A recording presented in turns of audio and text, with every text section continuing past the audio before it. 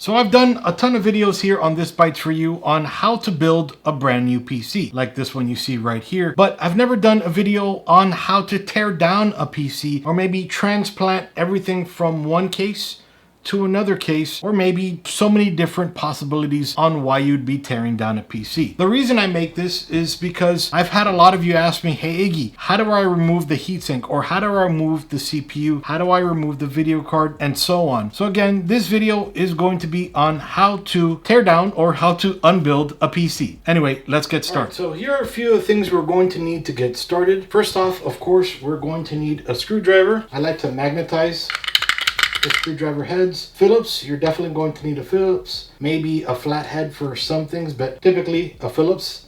I like to have a long neck one, that way I can reach deep into corners and everything and get everything out.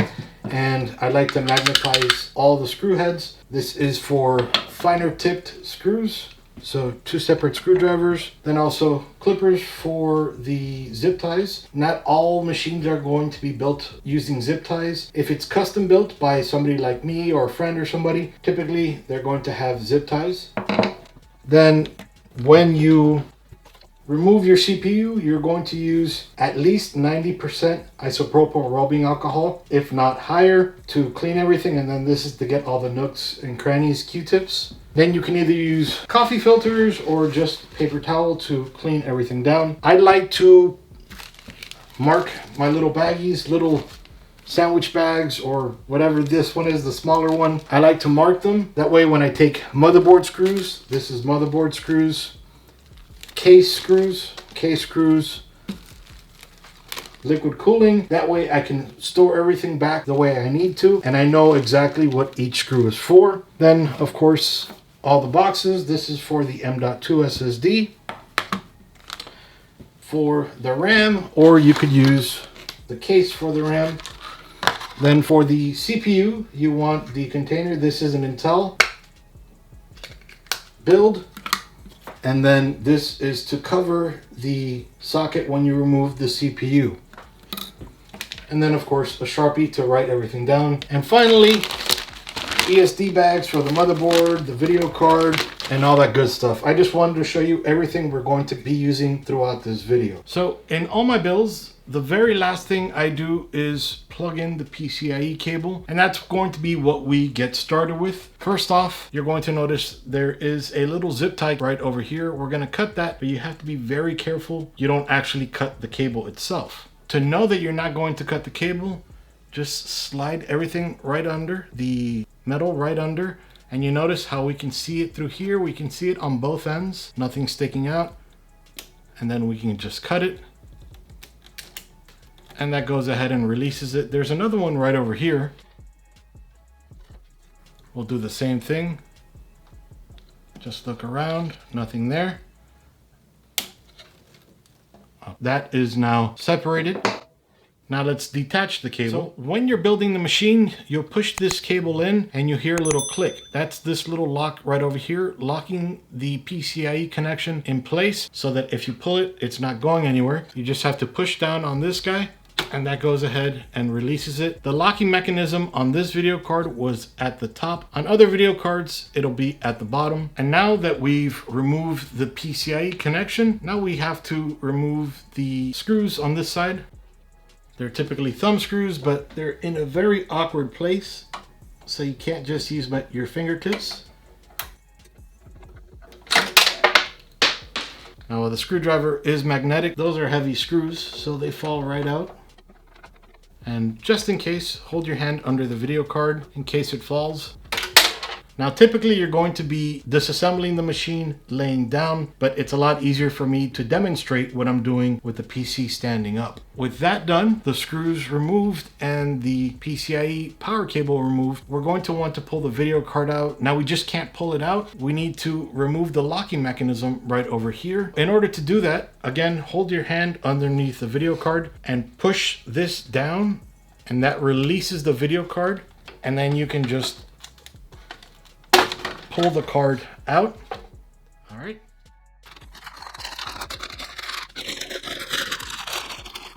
So again, that was this little mechanism this right over here. Like this, the slot is unlocked, and then like this, it's locked. This particular motherboard does have an M.2 SSD, and it's underneath this heat shield. So what we'll do is just put your finger here to keep it from falling, and we'll unscrew it. And then over here as well. And now we can just pull that out. Now, it may be a little difficult because of the thermal pad right down here, but it comes off. And now in here we have a Sovereign Rocket 4 Plus 1 terabyte M.2 SSD. Normally you would use that Phillips head, the smaller one right over here, to unscrew that, but this has the locking mechanism that you can just hold this down, unlock it, and now it unlocks it. And now at this point you noticed the M.2 rose up. Now we can just pull it out, and that same angle that it lifted, just pull that out, and now we can put this away. Now that the video card has been removed, you can see a lot more of the bottom of the case. We're going to go ahead and remove all of the cables that are attached towards the bottom. So right over here is the HD audio cable. So all we'll do for that one is just pull it out. Easy enough. Then we have an ARGB cable. We'll just disconnect that. Then we have a SATA cable. Now, because this particular SATA cable has a little locking mechanism, we can't just pull it out. We might end up pulling the entire SATA port out. So we'll push down on this piece of metal and then pull it out. And that's it. It comes off really easily. You just need to remember to push this down while you're pulling it out. Then we'll find a 4-pin fan cable. We can just disconnect that. And then all the front panel, reset, power, LED, all the different buttons, we'll disconnect that.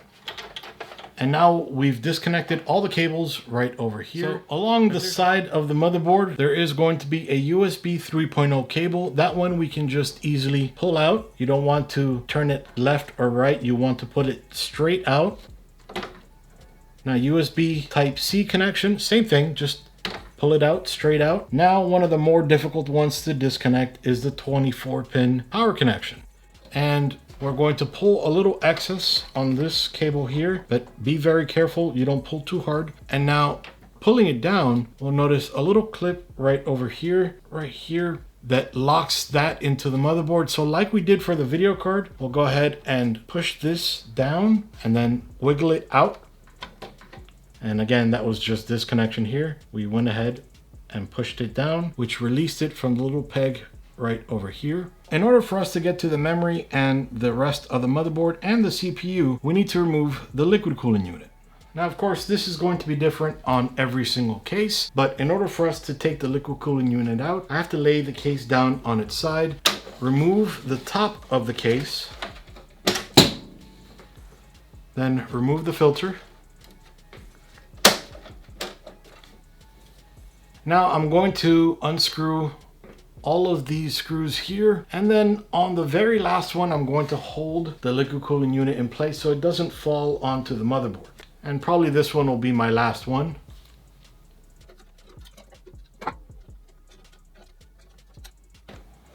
And I could just lay it down for right now. With the liquid cooling unit, the radiator unscrewed, we'll just go ahead and lift it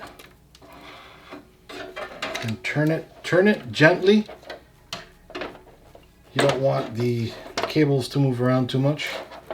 Then we can just have it up here for now like that. We can go ahead and start unscrewing the cold plate right over here. So like when we build it, we're going to unscrew over here diagonally. We're going to loosen it diagonally, then this way diagonally as well. Okay, right over here, just a little loose. Then here as well, and just a little loose right over here. Okay, now on the last one we can go ahead and remove the thumb screw.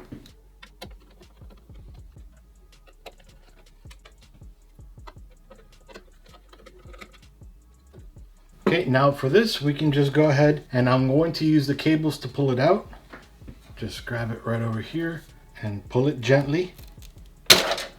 Well, maybe not too gently. Then we're going to just disconnect all the cables, and one of them goes through the back, so we're going to have to leave it there. But just disconnect all the cables that we can for right now, and let's actually use that paper towel and isopropyl rubbing alcohol to clean all that out. So we'll just grab the paper towel and then put it like that. And so we'll get some on there. Now it's isopropyl rubbing alcohol, so it's not going to damage any of your components because it's above 90%. If it's below, it's not good to make contact with circuitry. So then we'll go ahead and just take that off.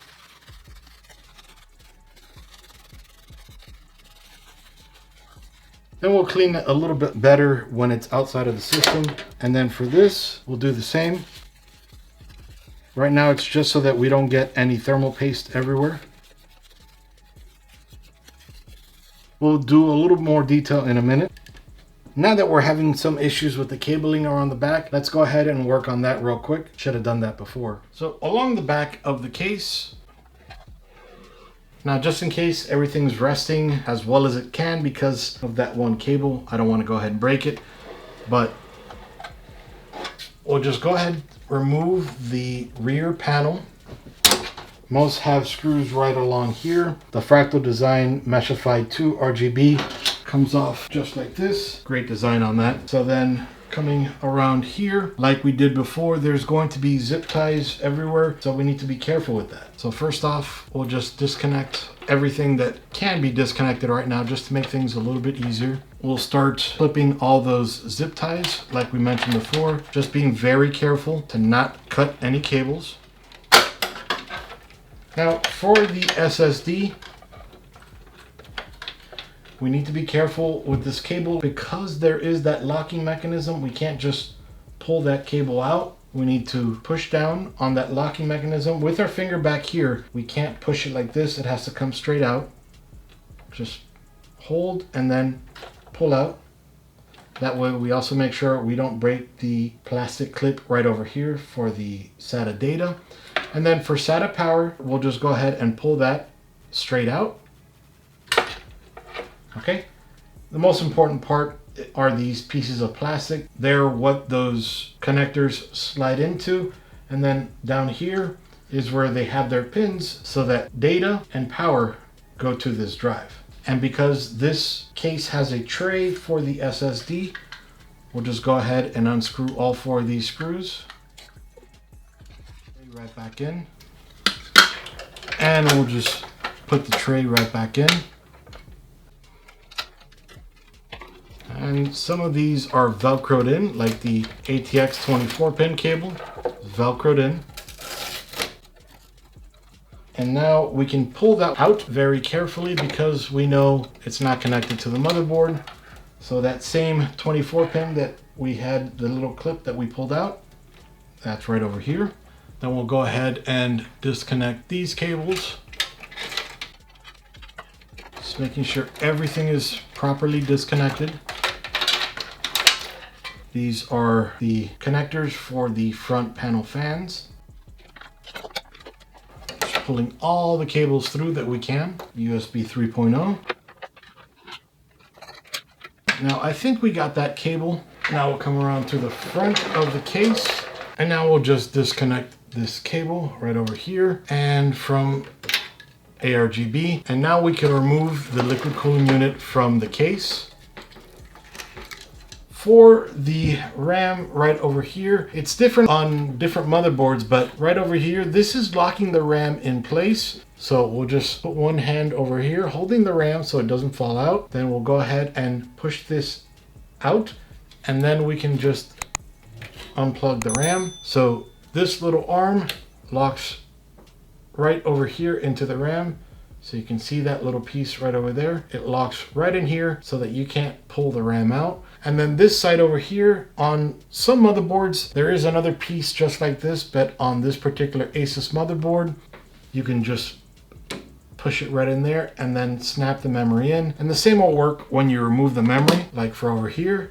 We'll do the same, hold the memory, flick this out of here, and then we can just pull it out. It's pretty easy.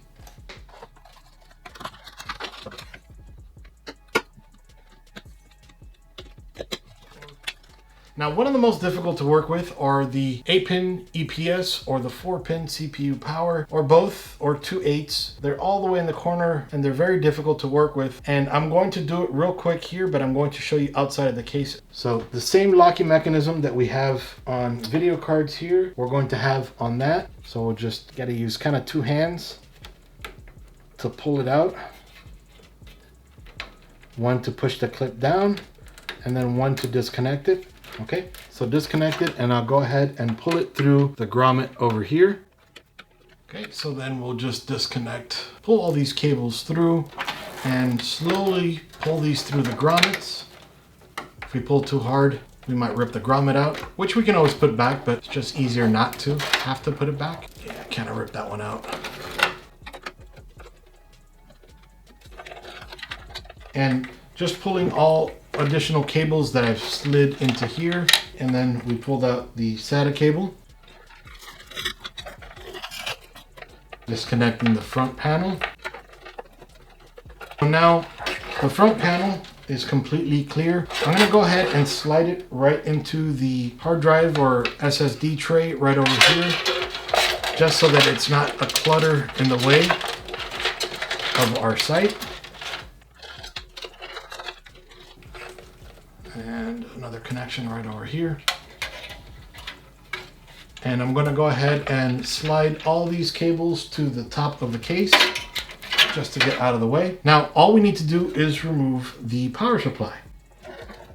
Alright, so back here on the power supply, the way that your power supply slides in might be a little bit different. This has a little frame right around here. To remove it from the case itself, we need to pull this, unscrew these 2 screws. It's detached from the case, so I can pull the power supply out, but now we're tied to this frame, so we're going to go ahead and unscrew these 4 screws. Actually, I'm going to screw this back in so that the frame doesn't fall out.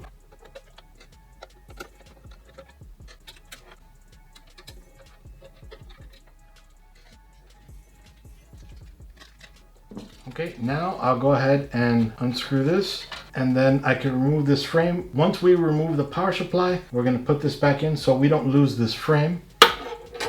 And now we can just easily pull the power supply out.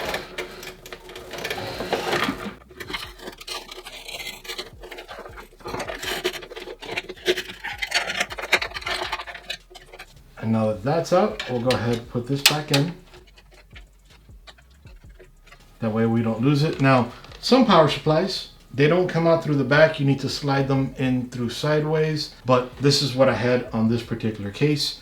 So on the other one, you would just unscrew it from the back and then slide it out through the side of the case. Now for the motherboard, there's going to be 9 or 10 or even less screws. There's going to be typically one up here, here, here, here. This one on this particular case is a backward screw, so that way you have somewhere to anchor your motherboard. One here, sometimes one over here, one here, here, and here. So this particular motherboard has 8 screws and then that one anchor. So we'll go ahead and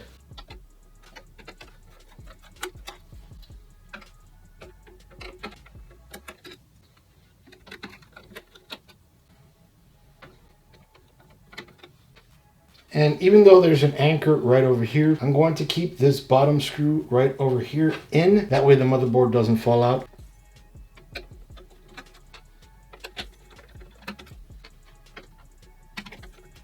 Okay, now with holding that, I'm gonna hold right over here just to make sure it doesn't fall out. Okay, it doesn't fall out. And I did forget this one screw, just making sure it doesn't fall out. Now I'll do like I said. And some cables, of course. Then the motherboard comes off really easy. Some motherboards don't have it, some do. This particular motherboard has the IO shield built into the motherboard. Some, the IO shield would still be back there. What I recommend for that is after you put this inside of the ESD bag, you tape the IO shield on the outside of the bag. That way you don't lose the IO shield for this motherboard. Now, one thing I did forget about the liquid cooling unit, there are some standoffs right over here that I need to remove, so just twist them off. This has the weirdest mounting mechanism.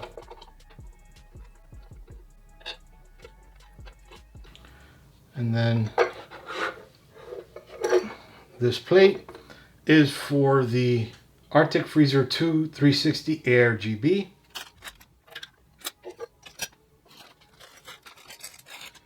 And now we need to remove the CPU. So in order to release the CPU, we need to push down on this arm, slide it outwards, and then we can let go. And you'll notice when we did that, this little metal piece lifted, releasing this tray right over here. What we'll do is we'll just grab the CPU, be very careful, and just lift it out. I say be very careful because these pins bend very easily. If you bend one single pin and you can't bend it back, you voided the warranty on your motherboard. You definitely don't want to do that. Now the bottom here doesn't have any pins, but you definitely don't want to touch the bottom of that because the grease, the oil, the thermal paste from your fingertips can make contact, which would stop the CPU from making contact with those pins. But you can always use isopropyl rubbing alcohol over 90% to clean this as well. So now that we're done with that, we're going to go ahead and put the tray that was originally on top of the CPU socket back in. So we'll just slide it right over here and then lock it right in place. Just push it down and that keeps it in place. And now that we have the CPU tray and everything back in, we can go ahead and put the M.2 heatsink back in place.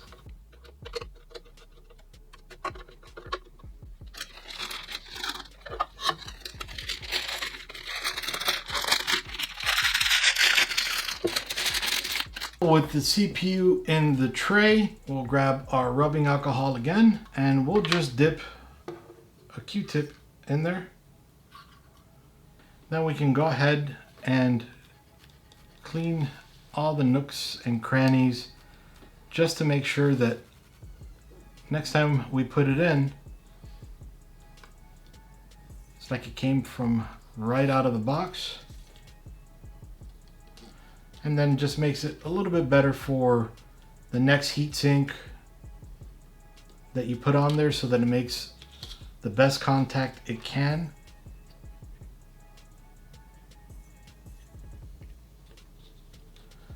And you will need to take it out to get to a few little pieces. And if you see any pieces that are wet, that's completely okay. It'll dry. Or you can use the other side of the Q-tip just to dry it. Since it is above 90% isopropyl rubbing alcohol, it'll just dry out and it'll be perfectly fine. Just want to make sure you don't see anything there and you're good to go. Now, unfortunately, I don't know where I put the clamshell for this CPU, so I have to use one from a different CPU and it doesn't quite fit, but that's okay, I'll find it. It's somewhere here. And coming back to the liquid cooling unit, more rubbing alcohol and just make sure everything is nice and shiny and clean and no thermal paste residue or anything left behind. Mind you, it's okay if there's a little tiny bit on the heatsink. It'll still cool nicely, but it'll cool better if everything's gone.